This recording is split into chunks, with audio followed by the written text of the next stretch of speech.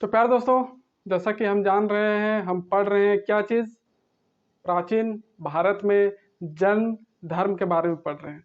तो जैन धर्म की जो है किस तरह से स्थापना हुई, वो लास्ट वीडियो में हमने देख लिया है। आपने नहीं देखा अगर किसी ने, तो ज़रूर से प्लेलिस्ट में जा कर के देख सकते हैं। और प्यारे दोस्तों, हमने देखा था लास्ट वीडियो में कि किस तरह से जो है 24th नंबर के जो तीर्थकार थे जैन धर्म में, टोटल 24 तीर्थकार हुए थे जैन धर्म में, ये हमने देखा था।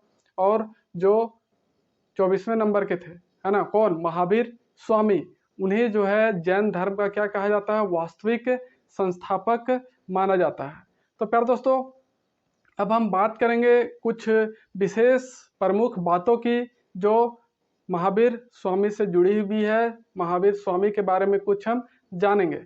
तो प्यारे दोस्तों, आप सभी का हार्दिक स्वागत है आपके अपने YouTube channel study GS with Chhotelal में। तो प्यारे दोस्तों, चलिए आज की क्लास शुरू करते हैं और देखते हैं कि कौन कौन सी प्रमुख बातें थी, किससे रिलेटेड, किससे जुड़ी हुई, महावीर स्वामी से जुड़ी हुई। तो महावीर स्वामी जो थे प्यारे दोस्तों, जैसे ही वे बड़े हुए, है ना, उनको समझ में आया जीवन के वास्तविकता के बारे में, जीवन का मुख्य क्या लक्ष्य होना चाहिए, क्या उनका मतलब कि सोच होना चाहिए, वो वर्धमान जो थे महावीर स्वामी, उनको समझ में आया कब, 30 ईयर्स में। तो 30 साल में जो है प्यारे दोस्तों, 30 साल की उम्र में उन्होंने क्या किया, अपने बड़े भाई से आज्ञा लेकर वो गृह त्याग देते हैं। मतलब कि 30 साल की उम्र में जो है अपना बड़ा भाई से आज्ञा लेते हैं कि भैया अब ये राजपाट का काम हमसे नहीं होगा, दुनिया जो है, प्रभु जो है हमसे कुछ और चाहते हैं, मैं कुछ और करना चाहता हूँ। और इस तरह से जो वर्धमान थे, है ना, वो 30 साल की उम्र में जो है अपने बड़े भाई का क्या नाम था, नंदी वर्धन, क्या, नंदी वर्धन, इनसे आज्ञा लेकर के अपना जो है ये क्या किए, गृह त्याग किए, है ना, मतलब कि घर छोड़ दिए, घर गृहस्थी राजपाट कुछ भी, कोई चीज का भी मोह माया इनमें नहीं रहा, है ना। और निकल पड़े किस चीज के लिए, निकल पड़े महाज्ञान की खोज में, है ना। तो महाज्ञान की प्राप्ति के लिए जो है ये निकल पड़े कब, 30 साल की उम्र में। और महाज्ञान की खोज करने जब ये निकले, तब उनकी पहली मुलाकात जो हुई वो किससे हुई, पहली मुलाकात हुई मखली गोसाल से। किससे, मखली गोसाल से, है ना। और महाज्ञान प्राप्ति से पहले, जब महावीर स्वामी को महाज्ञान की प्राप्ति नहीं हुई थी, इनलाइटमेंट नहीं मिला था, उससे पहले अगर शिष्य की बात करें तो वो कौन था, पहला शिष्य महाज्ञान प्राप्ति से पहले, यही मखली गोसाल। कौन, मखली गोसाल था महाज्ञान प्राप्ति के पूर्व फर्स्ट शिष्य, है ना, प्रथम डिसाइपल आप कह सकते हैं। और ये जो मखली गोसाल है ना, मखली गोसाल, ये मिलने के बाद जो है महावीर स्वामी के साथ, है ना, वर्धमान के साथ 7 वर्षों तक जो है साथ रहता है ना। कितने साल तक, 7 ईयर्स तक जो है उनके साथ रहता है। और 7 साल के बाद जो है उन्हें छोड़कर क्या करता है, चला जाता है ना। तो 7 साल साथ रहने के बाद जो है फिर 7 साल के बाद क्या करता है, उन्हें छोड़कर चला जाता है। और उसके बाद वो क्या करता है, मखली गोसाल, कि एक नए संप्रदाय का जो है, एक नए धर्म का जो है स्थापना करता है ना। और जो मखली गोसाल है उसके द्वारा जो स्थापना किया गया था संप्रदाय का, उसका नाम था आजीवक संप्रदाय। कौन सा, आजीवक संप्रदाय। और ये जो आजीवक संप्रदाय था प्यारे दोस्तों, इसे भाग्यवादी संप्रदाय के रूप में जो है माना जाता था, है ना। भाग्यवादी कहने का मतलब है कि भाग्य पर भरोसा करने वाला, है ना, कर्मों पर भरोसा नहीं करने वाला, इसलिए जो है ये ज्यादा प्रचलित नहीं हुआ। इनका कहना था मखली गोसाल का कि जो भाग्य में हमारे लिखा है वो हमें मिलेगा ही मिलेगा, इसके लिए जो है हमें कुछ करने की जरूरत नहीं है ना। बस ऐसे ही पड़े रहिए, है ना, अपने आप जो चीज हमारे भाग्य में लिखा है वो मिल ही जाएगा, इसके लिए कुछ करने की जरूरत नहीं है। ये मानना था किसका, मखली गोसाल का, इस संप्रदाय का। ओके, इसलिए क्या हुआ, ये ज्यादा प्रचलित नहीं हुआ, ज्यादा समय तक नहीं चल पाया। और इस मछली गोसाल का जो संप्रदाय था, आजीवक संप्रदाय, इस संप्रदाय को जो है मानने वाला एक प्रसिद्ध शासक था। वो कौन था? बिंदुसार। कौन? बिंदुसार, मतलब कि चंद्रगुप्त का बेटा और अशोक का पिता, है ना। यही था जो इस संप्रदाय का क्या था? अनुयायी एक तरह से कह सकते हैं, मानने वाला था। और इसके बाद बात करें महावीर स्वामी की, वर्धमान की, तो 12 वर्षों की लगातार तपस्या के बाद, कितने वर्षों के बाद? 12 वर्षों की लगातार तपस्या के बाद जो है उनको महाज्ञान की प्राप्ति होती है, इनलाइटमेंट की प्राप्ति होती है। कितने वर्षों के बाद? 12 वर्षों की तपस्या करने के बाद, है ना, महाज्ञान की प्राप्ति होती है। और महाज्ञान की प्राप्ति जो है प्यारे दोस्तों उन्हें कौन से वृक्ष के नीचे मिलता है? साल वृक्ष। साल वृक्ष हमारे क्षेत्र में इसको सखुआ भी बोला जाता है ना, झारखंड में इसे क्या बोला जाता है? सखुआ भी बोला जाता है। और इसका शुद्ध नाम हिंदी में साल ही है। ओके, तो साल वृक्ष के नीचे जो है इनको महाज्ञान की प्राप्ति होती है। और किस जगह पर? जंभिक ग्राम। कौन सा स्थान? जंभिक ग्राम में रिजुपलिका नदी तट पर, है ना। कौन सी नदी? रिजुपलिका नदी के तट पर जो है इन्हें जंभिक ग्राम में महाज्ञान की प्राप्ति होती है। और कौन से वृक्ष के नीचे? साल वृक्ष के नीचे। जैसे कि बौद्ध धर्म में हमने देखा था गौतम बुद्ध को कौन से पेड़ के नीचे मिला था, महाज्ञान की प्राप्ति हुई थी? पीपल पेड़ के नीचे, है ना। तो इसी तरह से इनका साल वृक्ष के नीचे तपस्या में लीन थे। और 12 वर्षों के जो है कठिन तपस्या के बाद जो है इन्हें महाज्ञान की प्राप्ति होती है। और ये जो महावीर स्वामी पर दोस्तों, इनके महाज्ञान प्राप्ति को जो है, इनके महाज्ञान की प्राप्ति होती है, इसको जैन धर्म में जो है क्या कहा जाता है? कैवल्य कहा जाता है। क्या कहा जाता है? कैवल्य कहा जाता है जैन धर्म में, है ना। गौतम बुद्ध बोलता हूँ, महावीर स्वामी के महाज्ञान की प्राप्ति को।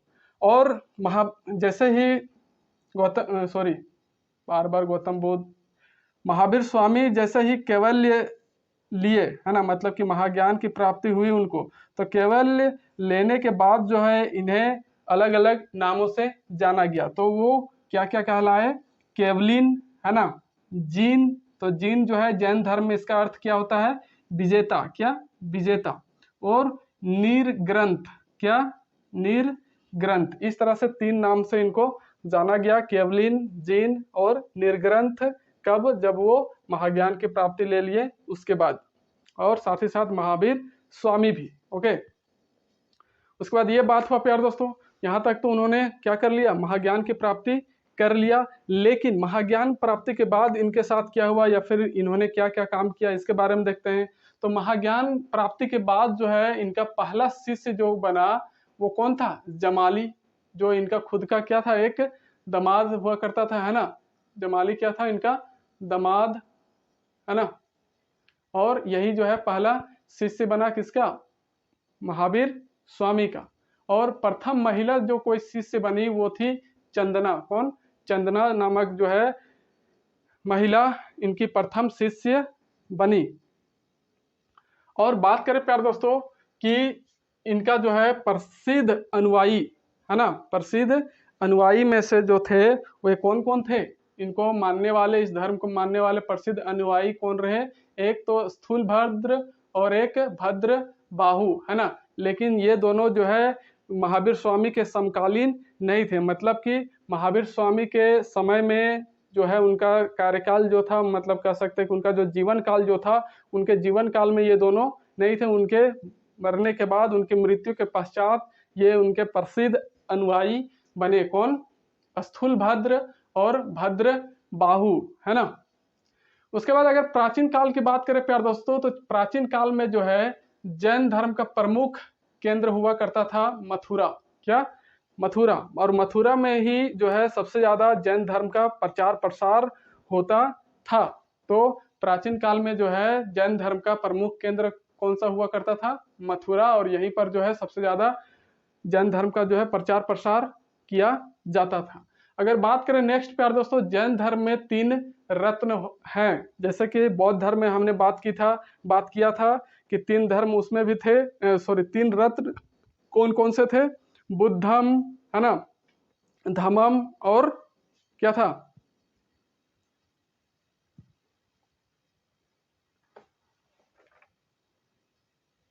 संघम, है ना। बुद्धम शरणम गच्छामि, सॉरी, बुद्धम शरणम गच्छामि, संघम शरणम गच्छामि और धम्मम शरणम गच्छामि, ये हमने देखा था बौद्ध धर्म में। लेकिन उसी तरह से जैन धर्म में भी जो है क्या है, 3 रत्न, त्रिरत्न कौन कौन से, सम्यक ज्ञान, सम्यक आचरण और सम्यक श्रद्धा, ये 3 जो है जैन धर्म में क्या है, त्रिरत्न है ना, क्या, 3 रत्न। तो इस तरह से हमने देखा प्यारे दोस्तों कि जो है महावीर स्वामी का जो है प्रथम शिष्य उनका खुद का दामाद जमाली बना, और प्रथम महिला शिष्य बनी कौन, चंदना। उसके बाद अगर बात करें प्यारे दोस्तों तो महावीर स्वामी ने जो है क्या किया था, 11 शिष्यों को जो है नियुक्त किया था। क्या किया था, 11 शिष्यों को नियुक्त किया था, किस लिए, धर्म की प्रचार प्रसार करने के लिए। कहा, मगध में, है ना, मगध में जो है 11 शिष्यों की उन्होंने नियुक्ति की थी धर्म के प्रचार प्रसार के लिए। और ये जो 11 शिष्य थे प्यारे दोस्तों, इन्हीं 11 शिष्यों को क्या कहा जाता था, गंधर कहा जाता था। क्या कहा जाता था, गंधर, है ना। और इन सबकी मृत्यु जो है प्यारे दोस्तों महावीर स्वामी से पहले हो गई थी। जितने भी 11 थे शिष्य, उनमें से एक को छोड़कर, है ना, किसको, एक को छोड़कर सभी 10 की जो है महावीर स्वामी से पहले ही मृत्यु हो गई थी, है ना। इनकी मृत्यु जो है महावीर स्वामी से पहले हुई थी, सिर्फ एक को छोड़कर, वो थे आर्य सुधर्मन। कौन, आर्य सुधर्मन ही सिर्फ बचा था उन 11 में से। जो क्या हुआ, महावीर स्वामी के मृत्यु के पश्चात, है ना, महावीर स्वामी के मृत्यु के पश्चात जो है, जब जैन संघ की स्थापना हुई, जैन संघ का जो है स्थापना किया गया, तब उसका जो है प्रथम अध्यक्ष इसी को बनाया गया था, आर्य सुधर्मन को, है ना। तो 11 में से 10 की मृत्यु तो किसके पहले हो गई थी, महावीर स्वामी के मृत्यु से पहले, और जो बच गया था आर्य सुधर्मन, ये जो है महावीर स्वामी की मृत्यु के पश्चात इसको क्या बनाया गया था, जैन संघ का प्रथम अध्यक्ष बनाया गया था। इस तरह से हमने देखा जैन धर्म का किस तरह से प्रचार प्रसार हो रहा है। अब बात करेंगे कि 468 ईसा पूर्व, 468 ईसा पूर्व 72 वर्ष की उम्र में जो है महावीर स्वामी का क्या हो जाता है, निधन हो जाता है, मृत्यु हो जाता है ना। महावीर स्वामी की मृत्यु कहाँ होती है, पावापुरी में। कहाँ, पावापुरी में। और ये पावापुरी जो है वर्तमान में अगर देखें तो वर्तमान में जो है दोस्तों यूपी का देवरिया जिला में जो है ये आता है, पावापुरी। ओके, यूपी के देवरिया जिला में। और ये पावापुरी किसकी राजधानी हुआ करती थी, जो 16 महाजन पद था, उन 16 महाजन पदों में जो एक मल होता था महाजन पद, उसकी राजधानी हुआ करता था ये पावापुरी, है ना। अब बात करें प्यारे दोस्तों कि इनका तो मृत्यु हो गया, लेकिन जैन धर्म का जो है प्रचार प्रसार उनके अनुयायी लगातार करते रहे, है ना, पूरी दुनिया में फैलाते रहे। लेकिन बात आता है 300 BC की, मतलब कि 300 साल ईसा पूर्व की। मगध में जो है प्यारे दोस्तों एक बहुत ही भयंकर, बहुत ही खतरनाक टाइप से एक क्या आता है, अकाल, है ना। क्या आता है, अकाल आता है, जो 12 वर्षों तक चलता है। कितने वर्षों तक, 12 वर्षों तक चला वो अकाल। कहाँ पर, मगध में, है ना। इतना भयानक अकाल आया था कब, 300 ईसा पूर्व। और उसी समय जो है प्यारे दोस्तों मगध में 2 प्रसिद्ध अनुयायियों की बात जो हम किए थे जैन धर्म के, वे रहा करते थे और धर्म का जो है प्रचार प्रसार करते थे। तो उस समय जो मगध में 2 प्रसिद्ध अनुयायी हुआ करते थे जैन धर्म के, वो कौन कौन थे, एक भद्रबाहु और एक स्थूल भद्र, है ना। एक भद्रबाहु और एक स्थूल भद्र, तो ये दोनों रहा करते थे।